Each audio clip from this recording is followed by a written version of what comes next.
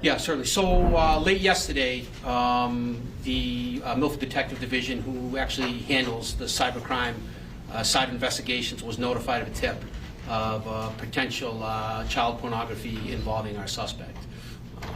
At that point, they worked collaboratively with the State Police Cybercrime Unit, and they were able to actually interview Mr. Nolan. And during that interview, sitting down and talking with him, they were able to ask him a couple direct questions, and he gave them some direct information, and he had evidence on a personal cell phone of child pornographic material, and was subsequently placed under arrest. What are the ages, can you tell with the kids, and what are you looking at on the phone exactly? Detective Crossan, I think without getting too specific. Yeah, it's definitely explicit. Can you step up to the microphone? Excuse me. Explicit You want to images. get all the way to the I'm sorry, I apologize. Thank And you. say your name again first. No problem. Thank you, ma'am. So it's Detective Patrick Crossan, Crosson. We are looking at images anywhere between the ages of starting at 6 years old, approximately. What did he say, Nolan say about this? Yeah, I was pretty tight-lipped about it. There weren't really any statements made either way about this. Like I said, he was subsequently taken into arrest. At this time, we're doing a deep dive through the cyber forensic side of it.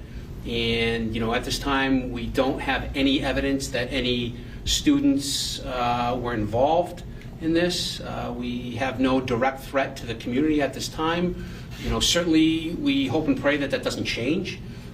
We have a lot of work to do on this case, and I know there's a lot of concern throughout the community, and there's concern here with us as well. But as of today, we don't have any indication that any of the students that he basically transported to and from school were basically victims of any child pornography or sexual assault. And I know up at the school, Dr. McIntyre, you want to talk about the school's response? Yeah, I mean, we work always collaboratively with the Milford Police Department. As soon as we learned of this information, we worked with them directly. And right now, the individual is no longer employed with the Milford Public Schools. And I'm happy to answer any other questions you have. So what intended, what message, can you send to the families that are obviously concerned by hearing this? Yeah, we really just focus on the facts as we know them right now, and like the chief said, right now there's based on the evidence that they have, there's no indication that there was any issues with any of the students in the Milford Public Schools currently. Obviously, the investigation's ongoing right now. Can you tell us where the vehicles that he takes in and out are located, and what grades or schools are impacted by his route? Yeah, so all of our van drivers do an elementary and secondary route. The vans are located at the high school. All of our vehicles, our buses and our vans, are located at Milford High School. Is there a background check system you go through? You may have covered this a little bit. Tell us a little more about that. Yeah, so every employee we bring on is quarried and soried. It's just standard policy, and every year we do an update on that for the quarry reports. And Mr. Nolan passed, no problem? To my knowledge, he had no prior issues. And maybe I don't know if you guys can comment on that. Yeah. Well, we didn't know there was any prior issues with Mr. Nolan leading up to this event. Do you have special concerns where he was dealing with a population of special needs students? We always have concerns when something like this arises. I would say for every staff member that we have, we want our children to be safe. We want them to feel supported. We want them to feel, welcomed when they're in the schools. And anytime an issue like this occurs, it's kind of a breach of that. And we do take that very seriously, and that's why we always work directly and defer to the Milford Police Department. Can you speak to him, allegedly targeting the most vulnerable in your student community? Maybe clarify that question a little bit. Your reaction as a parent and a member of the community to finding this out? You're never. It's always very disappointing when you hear of a staff member who's been arrested and charged with a crime, particularly when it deals with child pornography. It's nothing. It's the last thing any of us want to hear. How would you describe the population he dealt with? Are they mostly verbal? Are they wheelchair people? Or? The students that are transported through our special education transportation program have a variety of disabilities, and I would say that the individual transported students with a variety of disabilities. As far as the investigation, where do you go now to try to rule out if he had any contact with students here?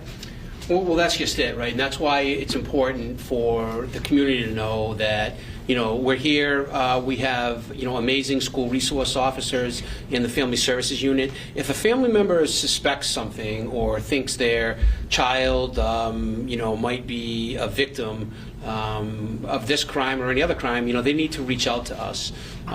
We have, the Family Services Unit, which is led by Detective Sergeant Pinto. We have some amazing school resource officers like Officer Vosey, and, their team will follow up with them. And it's important for the community to know that their team will follow up with them discreetly. And why is that important?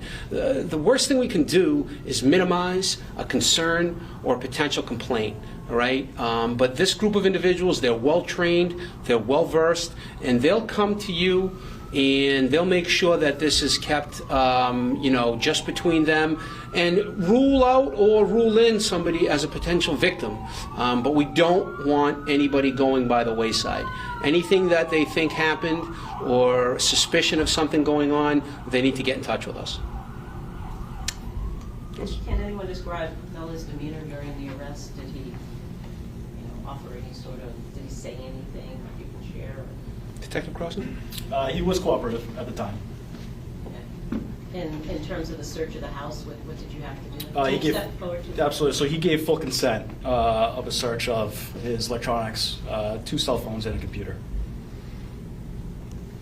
Can you say, Chief, anything about the tip? I know you would talk maybe about technology helping in some way to detect stuff that shouldn't be on a phone? Yeah, there's a bunch of safeguards out there through various phone agencies, app developers. Obviously, I don't want to speak too much to that because we have a good system in place that kind of leads us to these incidents, and we want to maintain the integrity of that. But that's really what it was. The initial tip, which kind of got these guys on the right track. Detective Cross and his team, the Massachusetts State Police cybercrime team.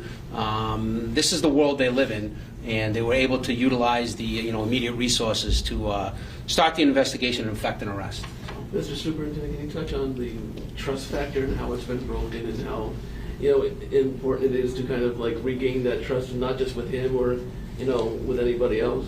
Well, whenever we have a situation like this, it is a breach of the trust, and it's jarring to the community.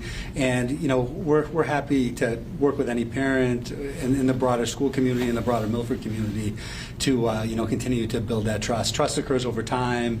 It's something that we'll continue to work to rebuild after an issue or an incident like this. And if parents don't feel safe to allow their children to be on buses, is there plans for for other alternatives because of how severe this is? I think we work with any parent that had a concern, and I encourage any parent that has a concern to reach out to me directly, and we're absolutely happy to work with them and try to accommodate that.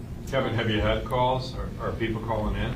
Not to this point, but it's pretty new. It's only a couple hours, maybe 3 or 4 hours old, where it's become public. I would say I'm sure we're going to get calls and questions, and it's something we'll work through with the community like we always do.